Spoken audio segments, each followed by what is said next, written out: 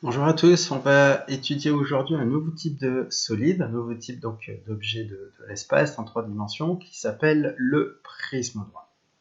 Alors un prisme droit, qu'est-ce que c'est? Pour vous présenter un prisme droit, on va partir de l'animation suivante et on va partir pour commencer d'une base qui a la forme d'un polygone. Ici mon polygone, ce sera un triangle, je vous laisse regarder. Et comment on fait pour construire un prisme droit à partir de cette base? On va développer verticalement, c'est-à-dire perpendiculairement à la base, et voilà ce qu'on va obtenir. Ça, c'est un prisme droit. Je vous laisse l'observer un petit peu. Un prisme droit, donc à base triangulaire.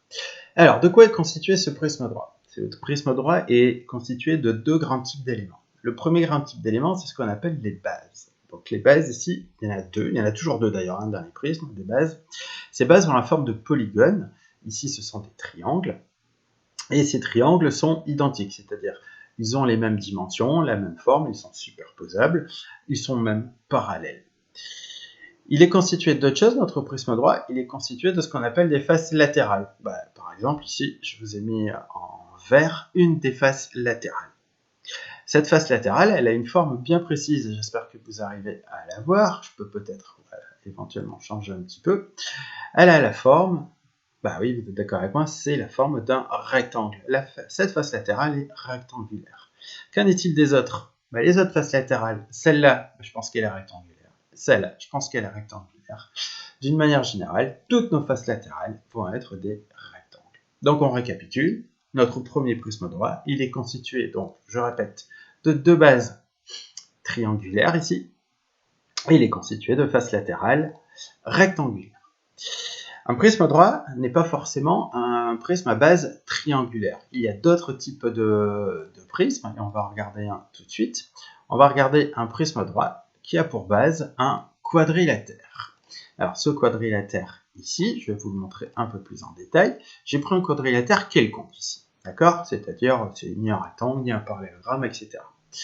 Pour construire mon prisme droit à partir de ce quadrilatère, je vais faire comme précédemment, je vais développer verticalement, c'est-à-dire je vais construire des faces latérales perpendiculaires à la base. Voilà ce qu'on va faire. Je vous laisse regarder à nouveau ce prisme droit, d'accord? Il est constitué de quoi ce prisme droit? Il est constitué de bases, et à nouveau, mes bases sont des polygones de même forme et de même dimension, parallèles. Et il est constitué ensuite de faces latérales, et les faces latérales, comme celle que je viens de vous montrer, ont la forme de rectangle. Cette face-là est un rectangle, cette face-là, cette face-là, cette face-là sont également des rectangles. Vous avez compris, dans l'idée de prisme droit, donc, il y a l'idée d'une base polygonale. Donc, si une base polygonale, elle peut avoir 3 côtés, elle peut avoir 4 côtés, elle peut avoir n'importe quel nombre de côtés. Je vous ai préparé un autre exemple, avec cette fois-ci, une base polygonale qui aura 6 côtés. Donc, pour rappel, un polygone à 6 côtés, on appelle ça un hexagone. Je vais le recentrer. Et on va construire notre prisme droit, comme on l'a fait jusqu'ici, en partant de cette base. On va développer verticalement. Et voilà ce qu'on va obtenir. Donc on a développé, je le rappelle, perpendiculairement à la base pour obtenir nos faces latérales. Et voilà ce qu'on obtient. Pareil, je vous laisse le regarder un petit peu. Donc ce prisme droit, on est bien d'accord, il est constitué de deux bases. Cette fois-ci, les bases sont des polygones à 6 côtés, donc des hexagones. Et il est constitué de faces latérales, par exemple celle-là. Et cette face latérale, elle a la forme d'un rectangle. Peut-être que certains d'entre vous ont envie de dire « Ah non monsieur, c'est pas un rectangle, on dirait quand même un carré ». Ça ne contredit pas ce que je suis en train de vous dire. Un carré, je vous rappelle que c'est un rectangle particulier. Donc, d'une manière générale, les faces latérales sont des rectangles, et c'est le cas ici. Et toutes les autres faces sont également des rectangles. D'accord? On le voit bien, je pense. Ok. Donc voilà. Donc si on fait un petit récapitulatif de ce qu'on vient de voir. Un prisme droit. Alors, on revient à la leçon. Un prisme droit, c'est quoi? C'est un solide constitué de deux faces polygonales, parallèles et superposables, ce sont les bases, de faces rectangulaires, ce sont les faces latérales. Je vais vous donner quelques petits exemples de prisme droit.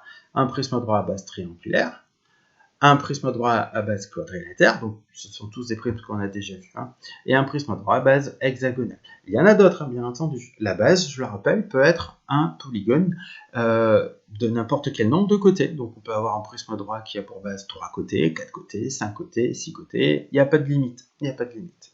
Et j'ai une petite remarque à vous faire. On va revenir à l'animation.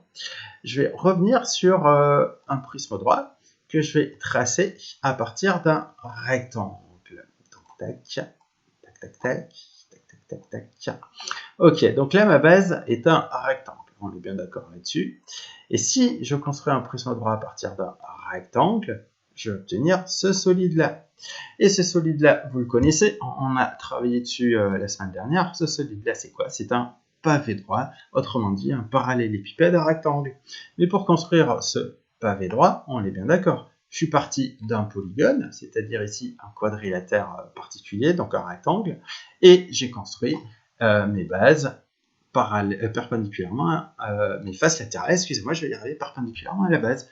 Donc mon pavé droit, qu'est-ce que j'essaie de vous dire? C'est que ce pavé droit, ce n'est rien d'autre qu'un cas particulier de prisme droit.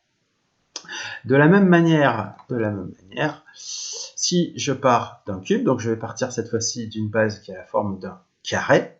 Si je construis un cube, je vais m'y prendre de la même manière. Donc, je le termine, voilà. Donc, ce solide-là, ce cube, c'est également un pavé droit. C'est un pavé droit avec une base qui a la forme d'un carré et des faces latérales qui ont également la forme de carré. Mais ce cube, c'est un cas particulier de prisme droit. D'accord? On revient à la leçon. Si je vous donne quelques exemples de prisme droit dans la vie courante. Donc voilà un prisme droit qui est assez connu en général. Personnellement, je l'apprécie beaucoup. Ce prisme droit, il a pour base, il a une base triangulaire. Donc ces bases, il y en a deux, il n'y en a qu'une qu'on voit ici, mais il y a deux bases. Ces bases ont la forme de triangle. La deuxième base, elle est en dessous, elle est cachée. On est d'accord? Devant vous, ce prisme droit est représenté un appui sur une de ces bases, c'est-à-dire il s'appuie sur un des triangles. On peut le représenter d'une autre manière, on peut le représenter couché. S'il est représenté couché, il est forcément couché sur une de ses faces latérales, donc sous lui c'est un des rectangles qui lui sert de face latérale. Il n'empêche que sa base, ses bases plutôt, resteront les deux triangles. D'accord? C'est pas parce que le prisme droit est représenté dans une autre position que les bases changent. Les bases, ce sont les polygones qui ne sont pas les faces latérales, c'est-à-dire ici les triangles. D'accord? Je vous rappelle que les faces latérales ont la forme forcément de rectangle. Dans le même genre, on a une tente. Cette tente ici, c'est à nouveau un prisme droit. À nouveau, ce prisme droit, il est représenté couché sur une de ses faces latérales. Et ces bases ici ont la forme de triangle, d'accord? Donc une des bases ici, c'est tout simplement l'entrée de la tente. Un petit peu dans le même genre, avec une forme plus complexe, on a cette espèce de tente ici. Donc ici, la base va être cette face-là. Cette face-là qui a 1, 2, 3, 4, 5 côtés, on est bien d'accord? Ça, c'est notre base. Enfin, c'est une des deux bases. Et nous avons ensuite une face latérale visible ici, la face où il y a les fenêtres. Cette face-là, elle a la forme d'un rectangle, on est bien d'accord. Et une autre face latérale visible, ce serait cette partie-là du toit, tout en blanc, sans ouverture. Et cette partie-là du toit est également un rectangle. Ça, c'est un autre exemple de prisme droit. Ça également, c'est un exemple de prisme droit. Vous avez peut-être ça dans votre cuisine. La base ici, c'est un pentagone, c'est-à-dire une figure à 5 côtés. La base, c'est cette face-là. Cette face-là, je vous montre, elle a 1, 2, 3, 4, 5 côtés. On fait abstraction de la petite découpe qu'il y a dans le coin inférieur gauche. Donc 1, 2, 3, 4, 5 côtés. Cette base est un pentagone et c'est un prisme droit à base pentagonale. Une des faces latérales, ce serait par exemple la face qui contient le ciseau. Cette face-là, vous le devinez, je suppose, c'est un rectangle. C'est une des faces latérales qui est rectangulaire. On va faire un petit peu de vocabulaire. On va parler des arêtes latérales. En fait, c'est assez simple. Les arêtes latérales, c'est n'importe quelle arête qui ne fait pas partie des bases. D'accord? Donc, il reste ces trois arêtes-là. Voilà les arêtes latérales. Toutes les autres arêtes, si vous regardez, font partie d'une ou l'autre des bases de mon prisme droit. Les bases, donc ça c'est facile, hein, vous savez ce que c'est. Ici, les bases, ce sont les deux triangles. Une face latérale rectangulaire, c'est la face verte ici, d'accord? Et enfin, les hauteurs. Les hauteurs, par exemple, ici, on pourrait en tracer d'autres. Il y a déjà au moins ces trois-là qui existent. Les hauteurs, c'est les longueurs de segments qui relient les deux bases perpendiculairement. D'accord? Donc, on peut représenter ici les hauteurs à trois endroits. On aurait pu représenter en suivant des arêtes. Ici, donc, c'est le parti que j'ai pris, de suivre des arêtes latérales. Voilà, les hauteurs existent à d'autres endroits, mais on ne va pas charger les explications. Donc voilà, ça c'est notre premier contact avec les prismes. Suite à la prochaine vidéo.